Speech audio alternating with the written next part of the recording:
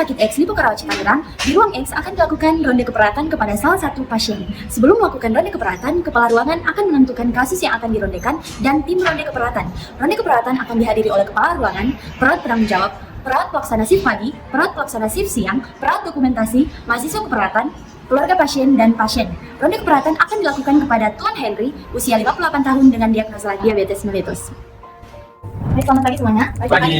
Hari ini kita akan melakukan ronde keperawatan. Perawat penanggung jawab sudah sediakan pasiennya. Baik Bu, ini kami akan ronde kepada Tuan Henry di ruang 3 Bu. Oke, silakan presentasikan kasusnya. Oke, identitas Tuan Henry usia 58 tahun, dia dirawat hari ke-10 dengan diagnosa DM tipe 2. Dia ada ulkus diabetik grade 3 di kaki kanan.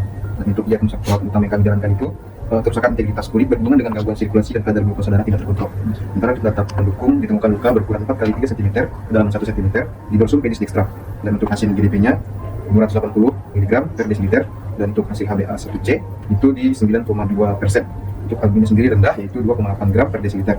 Untuk leukosit itu sudah meningkat, dia 100.000, dan ada luka dengan eksudat purulen berbau. Kita juga lakukan intervensi. Yang pertama itu tadi ada perawatan luka setiap hari dengan NaCl 0,9% dan modern dressing, dan kolaborasi pemberian insulin tadi juga sudah, dan antibiotik. Kita juga beredukasi diabetes mellitus, dan ada konsultasi ahli gizi serta monitoring gula darah 3 kali per hari. Oke, Bu, saya yang merawat pasien si pagi kemarin, saya sudah merawat luka sesuai SOP. Akan tetapi selama 5 hari luka tidak ada perkembangan, Ibu. Ibu, saya kemarin yang shift siang. Saat saya jaga itu, pasien luka balutannya itu terbuka. Kemudian pasiennya juga mengeluh gatal di bagian balutannya dan juga masih tidak nyaman. Nah, saat saya tanya itu, pasien bilang misalnya terasa terganggu. Baik, berarti tujuan kami kita hari ini itu kita akan melakukan validasi data langsung dengan pasien. Lalu nanti kita akan identifikasi hambatan penyembuhan lukanya. Lalu kita akan meningkatkan pemahaman pasien dan keluarga. Kita edukasi mereka. Lalu yang terakhir nanti kita kasih solusi untuk masalah yang dihadapi pasien.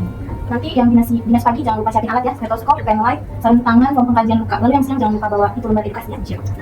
Terus nanti kamu jangan lupa dokumentasikan dulu. Saya masih satu perawat yang lagi dinas di ruangan ini Bu. Lagi dinas ini. Ya, nanti kamu pesan aparatnya aja ya. Siap. Oke, semuanya sudah siap? Siap, Bu. Ya, mari kita ke pasien. Selamat pagi. Baik, Pak Bu, perkenalkan kami tim ronde keperawatan hari ini. Di sini ada kepala ruangan dan perawat yang merawat Bapak. Jadi kami di sini akan berdiskusi tentang kondisi Bapak untuk mencari solusi terbaik. Oke, Bapak Henry, gimana kabarnya hari ini? Istirahatnya tadi malam cukup? Cukup Bu, cuman lukanya rasanya gatal banget, jadi terus sakit, jadi kadang saya suka garuk, lepas banget. Iya, so saya juga khawatir karena kan udah 10 hari. Ini apakah cepat sembuh? Oke, baik Ibu. Kami paham ya kekhawatiran Ibu tentang lukanya Bapak. Nah, karena itu sekarang kita mau periksa ya lukanya kenapa belum sembuh. Boleh ya Pak kita cek lukanya? Boleh Sus, tolong melakukan kajian luka. Oke, siapa saya lihat lukanya, saya buka lukanya, setelah ya Pak. Luka tempat masih ada infeksi dan pertumbuhan luka melambat. Saya tutup lagi ya Pak. Kamu cek dulu ya tanda-tanda vitalnya sama gula darah yang terakhir. Cek dulu ya Pak ya gula darahnya ya. Baik Sus.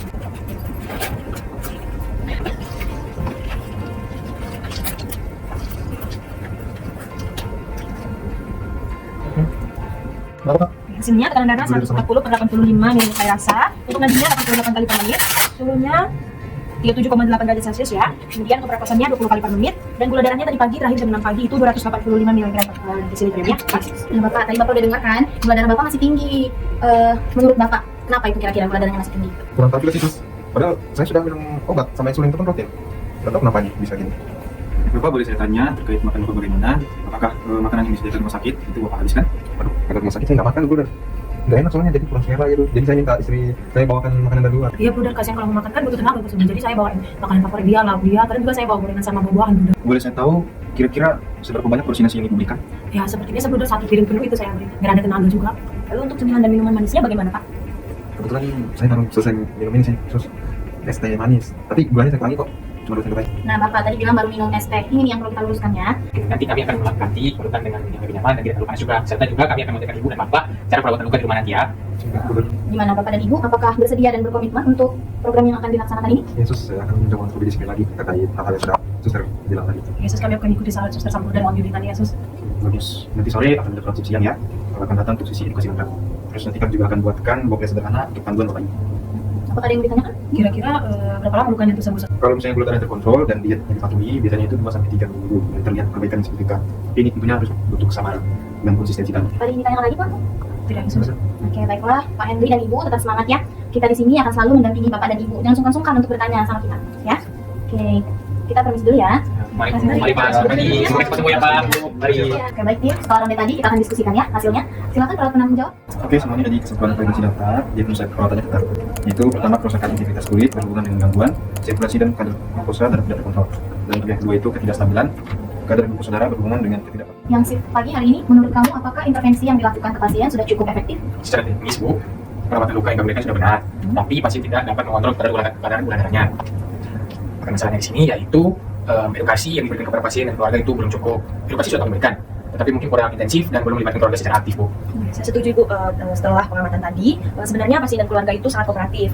Setelah mereka itu sebenarnya bukan tidak patuh, tapi mereka tidak paham dengan apa yang disampaikan. Setelah disampaikan dengan bahasa yang lebih sederhana dan juga analogi yang lebih dipahami tadi, mereka mengerti dan juga bersedia untuk mengubah pola hidupnya. Mahasiswa, menurut kamu dari ronde keperawatan tadi apa yang kamu dapatkan? Kalau dari saya sebagai mahasiswa yang masih observasi, saya belajar banyak Bu, terutama bagaimana cara menggali masalah yang sebenarnya, bukan fokus pada gejala saja. Terus ini Bu, tadi observasi positifnya Bu. Dari sih Bu, yang saya belajar. Oke, bagusnya. Sekarang kita akan rumuskan kesimpulan dan rekomendasi. Oke, perawat penanggung jawab. Baik Bu, jadi kesimpulan hari ini masalah utamanya itu tadi penyebab luka terbuka karena kadar glukosanya darah itu tidak terkontrol akibat ketidakpatuhan diet. Dan untuk akar masalahnya itu dia ada di defisit pengetahuan pasien dan keluarga tentang hubungan diet gula darah dan penyebab luka. Sementara untuk potensi tadi pasien dan keluarga itu memiliki indikasi tinggi negatif. Dan untuk rekomendasi masalah yang pertama itu untuk defisit pengetahuannya. Yang pertama tadi kita ada sesi edukasi terstruktur hari ini pada pukul 3 oleh perawat siang. Itu hubungan diabetes mellitus dengan penyebab luka, penting kontrol gula darah, lihat diabetes mellitus yang tepat, perawatan luka di rumah, tanda-tanda bahaya yang harus dilakukan. Untuk yang kedua, demonstrasi dan demonstrasi perawatan luka besok pagi oleh perawat pagi. Dan yang ketiga, berikan buklet atau list gambar yang mudah dipahami. Dan keempat itu melibatkan keluarga dalam setiap tindakan perawatan. Dan untuk yang ketidakstabilan gula darah, pertama itu kita nanti kolaborasi dengan dokter untuk mengevaluasi dosis insulin. Kedua, kita harus menyiapkan margin khusus oleh ahli gizi dan harusnya diserahkan ini. Ketiga, kita monitor gula darah tiap kali sehari, yaitu di pukul 6, kemudian 12 dan 6 sore. Selanjutnya monitor dokumentasi integritas setiap hari. Tugas pada keluarga ya, tidak boleh bawa makanan dari luar sampai gula darahnya terkontrol. Karena target gula darah kita yaitu kurang dari 180 mg per desiliter dalam seminggu. Dan untuk yang kerusakan integritas kulit, nanti ganti jenis balutannya dari gloss menjadi hidrocolloid karena ini lebih nyaman dan lebih jarang diganti.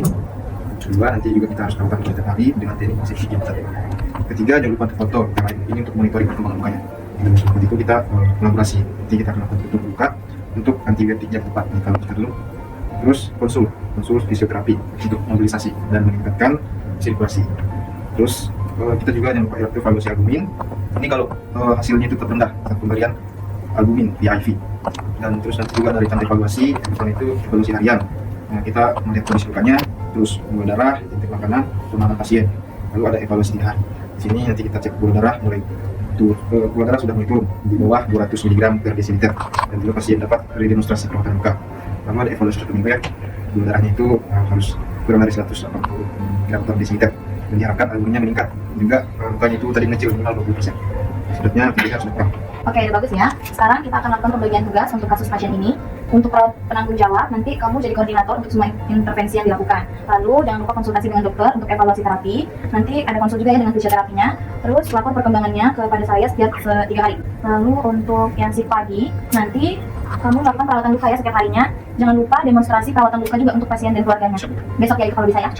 Lalu monitor gula darahnya setiap pagi dan siang. Terus monitor juga intake makanannya. Lalu jangan lupa selalu diedukasi sesuai kebutuhan pasien. Untuk yang siang, nanti kamu ada sesi edukasi komprehensif hari jam 3. Terus jangan lupa evaluasi pemahaman pasien dan keluarganya, sama monitor GD sore ya. Terus koordinasi juga dengan keluarga untuk kepatuhan diet pasiennya. Untuk kamu dokumentasinya lengkap ya nanti hasil hari ini ke saya. Terus jangan lupa buat buklet atau list edukasi untuk pasienmu nanti, kalau bisa hari ini. Oke, untuk mahasiswa, kamu bantu-bantu kakak perawatnya aja dulu ya untuk perawatan luka. Terus jangan lupa observasi kepatuhan diet pasiennya juga. Terus banyak-banyak belajar dari kasus pasien ini ya. Oke, baiklah tim, kesimpulan ronde kita hari ini, ronde keperawatan ini berhasil mengidentifikasi akar masalah, itu tadi defisit pengetahuannya. Lalu kita juga udah memvalidasi data dengan pasiennya secara langsung. Kita udah melibatkan pasien dan keluarga juga tadi untuk perencanaannya ya. Lalu kita udah merumuskan solusi komprehensif dan terukur. Kita juga udah bagi tugas tim tadi secara jelas ya, tadi udah tahu tugasnya masing-masing.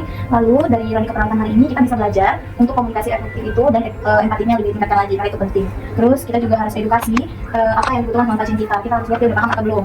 Terus kita harus selalu melibatkan keluarga karena itu kunci keberhasilan perawatan kita. Terus kolaborasi tim multiprofesional, kita harus bisa kolaborasi sama-sama ya, komunikasinya ditingkatkan lagi. Terus kita harus selalu follow up dan evaluasi terstruktur, itu yang sangat penting. Oke.